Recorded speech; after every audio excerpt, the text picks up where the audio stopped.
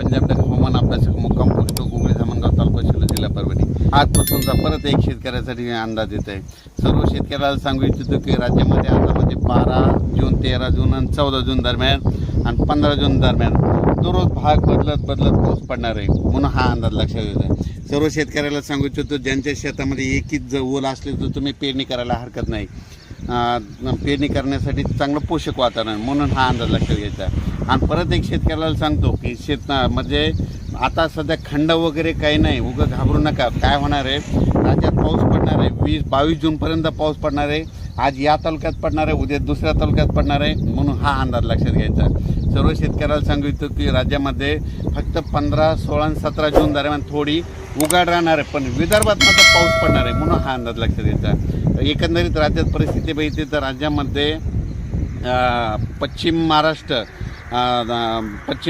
मराठवाडा आणि तसेच या भागामध्ये 12 जून 13 जून 14 जून 15 जून दरम्यान ओढे नाले वाहतील तसं आणखीन एक पाऊस पडणार आहे. काही ठिकाणी वाहुणी पडणार आहे, मुसळधार, कुठं रिमझिम, कुठं पेंडवालता पाऊस पडणार आहे, म्हणून हा अंदाज लक्षात घ्या.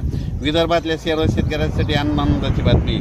विदर्भामध्ये आज म्हणजे 12 जूनपासून आज विदर्भामध्ये बऱ्याच ठिकाणी पावसाला सुरुवात होणार आहे आणि त्याच्यानंतर विदर्भामध्ये देखील पाऊस वाढत जाणार आहे आणि विदर्भाची शेतकऱ्याची पेरणी देखील ह्या 20 तारखेपर्यंत सुरू होणार आहे, म्हणून ही विदर्भात शेतकऱ्याची आनंदाची बातमी.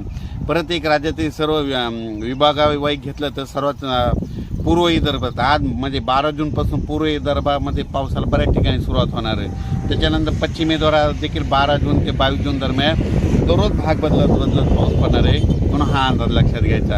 आणि त्याच्यानंतर मराठवाड्यात देखील सर्व शेतकऱ्याला सांगू इच्छितो की म्हणजे 12, 13, 14 जूनपर्यंत दररोज वेगवेगळ्या भागात पाऊस पडणार आहे आणि एकच ओल असले तर पेरणी करायला हरकत नाही, म्हणून हा अंदाज लक्षात घ्यायचा.